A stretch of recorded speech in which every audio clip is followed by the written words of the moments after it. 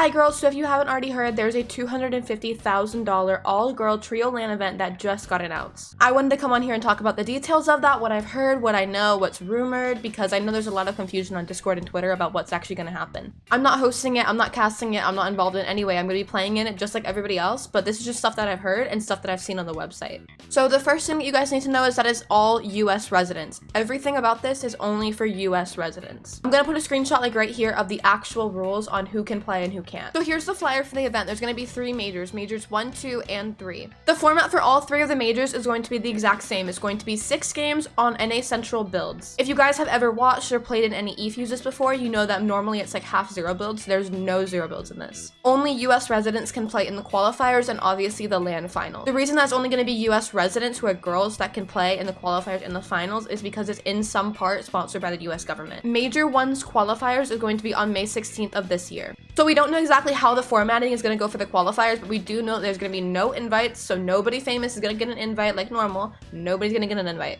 But on May 16th, if you are one of the top 33 teams that qualifies, then you will go on to the finals of Major 1. Top 11 teams from each major's finals will go on to the LAN event. Each 3 of the majors are going to have a $25,000 prize pool for the finals. I'm going to put it on the screen right now, but each team that qualifies is going to get a share of the $25,000 prize pool for each major. If you qualify already, you can't go on to play out the rest of the majors. So if you qualify for Major 1, you can't play 2 and 3. If you qualify for Major 2, you can't play 3, and so on. I know it's kind of confusing, but to shorten it, top 33 teams from the qualifiers of each major go on to the finals of that major. The finals of that major, if you make top 11 teams, then you go on to the LAN event, and then you can't play out the rest of the majors, if that makes sense. Qualifiers of each major and the major finals are going to be held on NA Central servers, thankfully. If you didn't qualify to the finals of Major 1 on May 16th, then you can still play in Major 2 and 3. If you qualified to the finals of Major 1 on May 16th, and then you played the finals on May 23rd, but you didn't make top 11, you can still play Majors 2 and 3. So pretty much, if you qual, you can't play the rest of them out. If you don't qual, you can keep playing. I'm going to put the dates back on the screen so you can see when the qualifiers for Majors 2 and 3 are and when the finals for Majors 2 and 3 are. If you guys don't know, I run a Discord server called Women's Comp that I started about last week. There's like 200 girls in there, and we talk about comp, how to get better,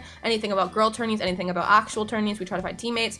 Everything that has to do with comp, we talk about it in there. If you want to get added to that server and you're a girl, DM me on Twitter and I'll get you in. But anyways, I asked the girls in that server what questions they had about the LAN, about the qualifiers, and this is what they had to ask. Someone asked if we play the qualifiers and the majors at home. Yes, the qualifiers, the majors, all of that, that's all going to be at home, at your own PC, at your own console, whatever. You play that at your house. The only thing that is in person that you have to do any sort of traveling for is the LAN itself that you have to qualify through the majors too. So the date and the location of the LAN has not been announced yet. I'm assuming that they're going to announce that closer to when it actually is and once they know who's qualified. Although it's been rumored to be in September in San Diego during another event, but you did not hear that from me.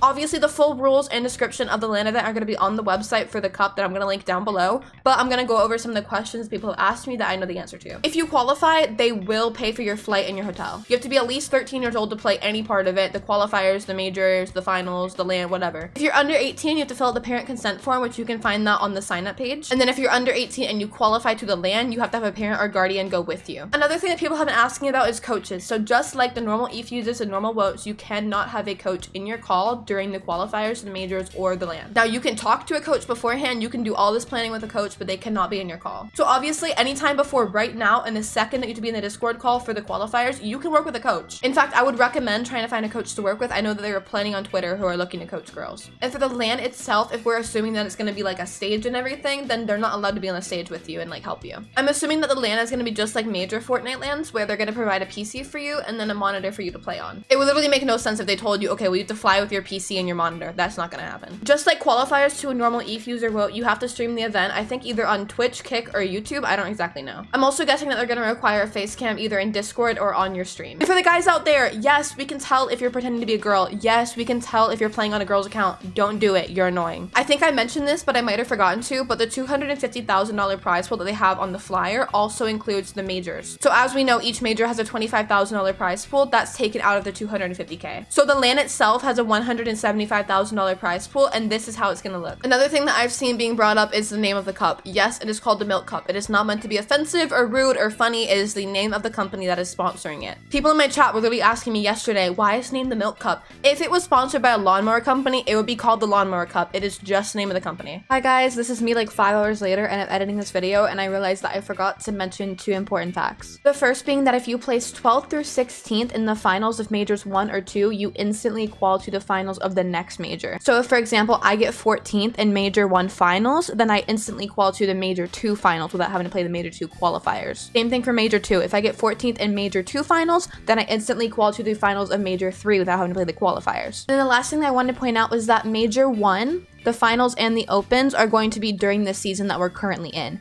Major 2 and 3 are going to be in next season. So there's really no point in practicing a drop spot throughout the entire 6 months leading up to the LAN, because it's probably going to be gone by then. I'm only saying this to point out that if you're going to be practicing with your team in scrims or anything, you want to make sure that you're practicing what you're going to do on the team, like who's going to be the IGL, who's going to be the fragger, who's going to do support, and like how well you guys work together building up your chem, instead of practicing on just one drop spot that may be taken away by the time of the LAN. That should be it. Everything that I said in here should be true, and if I find out that it isn't when we get more information, then I'll put it in the description. For the girls playing in the majors and the qualifiers like me, I'm gonna be honest, we don't need to stress. None of the EU girls can play, none of the Canadian girls can play, and none of the Mexican girls can play. So if you know what you're doing, it should be pretty easy to qual. ThePeachCobbler, the girl who's helping to organize this event, has updated her creative map, so now it's a trios map. I'm gonna have it linked down below if you want to practice on that. If you want to get notified every time that somebody hosts a girl scrim, it's gonna be in my women's comp Discord. I'm gonna be tagging everybody anytime somebody announces they're gonna host one. Once again, if you're a girl and you would like to join that Discord, it's really active. People looking for teammates also. DM me on Twitter. Anyways, that should be everything. I don't think I missed anything. If I missed a lot of stuff, I'll make another video. You guys can ask me in the comments if you have any other questions, and I'll see if I can answer them. Anyways, I'll see you guys in my next video.